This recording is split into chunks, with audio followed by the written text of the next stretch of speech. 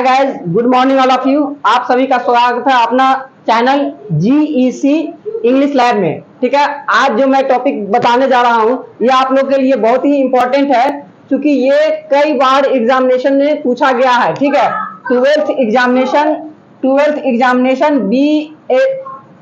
BSEB, ठीक है, BSEB Bihar secondary examination board ने इसे 2020 में और 2021 में पूछा है। ठीक है, और ये क्वेश्चन जो है इसको 2018 और 2022 में पूछा गया है। ठीक है, तो क्वेश्चन क्या है?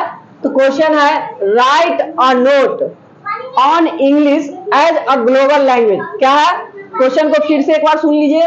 Write a note on English as a global language. ठीक है, तो इसका आंसर क्या होगा कि English is known as a global language, it is spoken so many countries. English को ग्लोबल लैंग्वेज इसलिए जाना जाता है कि यह जो है बहुत सारी देशों में बोली जाती है। It become the international language. आज के दिनों में यह जो है अंतरराष्ट्रीय भाषा बन चुकी है। क्या बन चुकी है? अंतरराष्ट्रीय भाषा बन चुकी है। It is mainly useful for trade. इसका जो है मुख्य रूप से प्रयोग जो है व्यवसाय में किया जाता है। किसके लिए किया जा रहा है? व्यवसाय के लिए, कॉमर्स वाणिज्य के लिए, साइंस विज्ञान के लिए, एंड मेनी टेक्नोलॉजी, है ना, बहुत सारे उद्योग के क्षेत्र में जो है इसका यूज किया जा रहा है। ड्यूरिंग 20th सेंचुरी, है ना, 20वीं शताब्दी के दौरान it is established as a world language. और 20वीं शताब्दी में यह जो है अपना स्थान जो है पूरे विश्व की भाषा के रूप में बना चुकी है। ठीक है, तो इस तरह से आप जो है आंसर देकर के आप पूरे 5 में 5 नंबर ले सकते हैं। कितना? 5। ठीक है, फिर से इस क्वेश्चन को सुन ले। Write a note on English as a global language. ठीक है, तो इसका आंसर क्या होगा?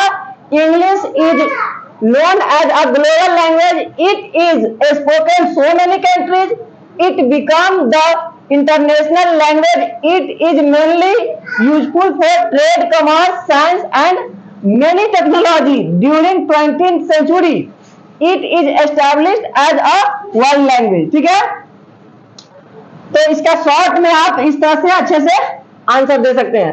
सेकेंड क्वेश्चन हमारा है write a note on American English. किस पर? अमेरिकन इंग्लिश पर। ठीक है, अमेरिकन इंग्लिश पर एक नोट लिख रहा है। ठीक है, तो इसका आंसर क्या होगा कि American English is also called USA English. American English को हम क्या कहते हैं? यूएसए इंग्लिश कहते हैं। यूएसए मीन्स होता है यूनाइटेड स्टेट। ठीक है, यूनाइटेड स्टेट।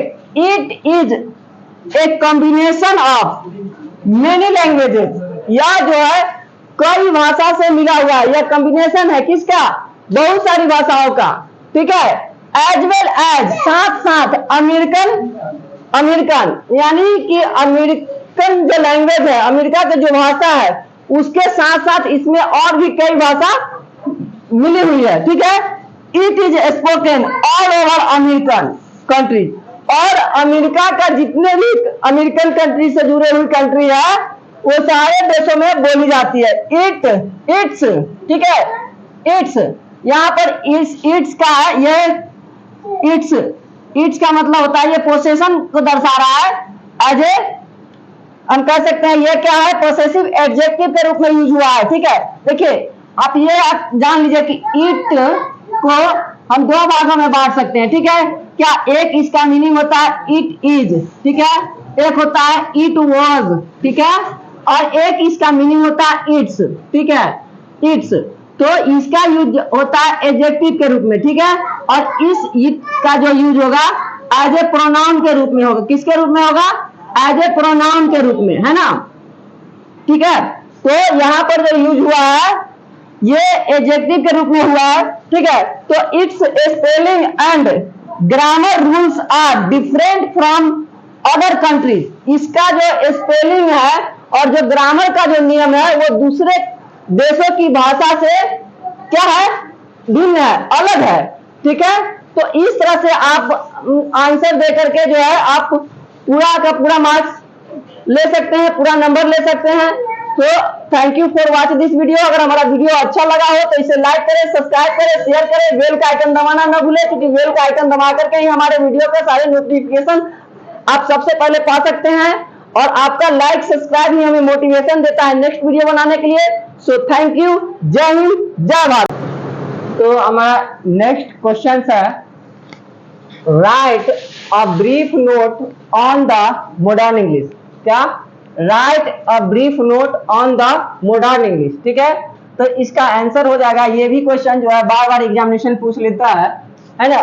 तो इसका आंसर है the English from 15th century till now. ठीक है, अंग्रेजी जो है 15वीं शताब्दी से लेकर अभी तक, टिल नाउ अभी तक, है ना, इट इज, है ना, till now is called modern English. ठीक है, तो जो 15वीं शताब्दी से लेकर के अभी तक को इंग्लिश को हम क्या कहते, तो English first largely helped by the introduction of printing technology in 1976 the invention of printers।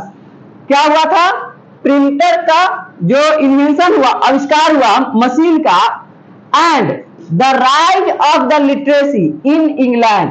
तो इससे क्या हुआ कि 1976 में जो है, जो लिटरेसी जो है, साक्षरता दर जो है वो इंग्लैंड में बढ़ा था। ठीक है, escalated the standardization and the popularity of the English during the period। तो इस दौरान जो है इंग्लिश की प्रसिद्धि अधिक हुई थी। फिर से एक बार इसको सुन लेंगे कि write a brief note on the modern English. ठीक है, तो the English from the 15th century till now is called the modern English. ठीक है, 15वीं शताब्दी से लेकर अभी तक की जो अंग्रेजी है उसको हम मॉडर्न इंग्लिश के नाम से जानते हैं, आधुनिक इंग्लिश के नाम से जानते हैं। It is divided into two phase. इसको दो भागों में बांटा गया है, मॉडर्न इंग्लिश फर्स्ट और modern English second. During the last 500 years, है ना, 500 साल के अंदर, ठीक है, English had established itself as an international language। English जो है अपने आप को जो है अंतरराष्ट्रीय भाषा के रूप में अपनी जगह बना रखा है। This is modern English second. Modern English second जो है, the development of modern English first was the largely helped by the introduction of the printing. ठीक है, जो मॉडर्न इंग्लिश फर्स्ट का जो विकास जो हुआ वो सबसे ज्यादा मदद किया किस क्षेत्र में? प्रिंटिंग के क्षेत्र में, technology. In the 1976 the invention of the printers machine के आविष्कार के कारण, and the rise of the literacy in England. Literacy, जैसे जैसे इंग्लैंड में लिटरेसी बढ़ा, है ना, escalated the standardization and the popularity of the during the period। ठीक है, तो इस तरह से जो है आप क्वेश्चन का आंसर शॉर्ट में और सटीक आंसर दे करके आप अच्छे नंबर प्राप्त कर सकते हैं। ठीक है, सो thank you for watch this video. अगर हमारा वीडियो अच्छा लगा हो तो इसे लाइक करें, सब्सक्राइब करें, शेयर करें और बेल का आइकन दबाना ना भूलें, क्योंकि बेल का आइकन दबाने से ही हमारे वीडियो का फर्स्ट नोटिफिकेशन सबसे पहले आपको मिलेगा। ठीक है, तो जय हिंद, जय भारत।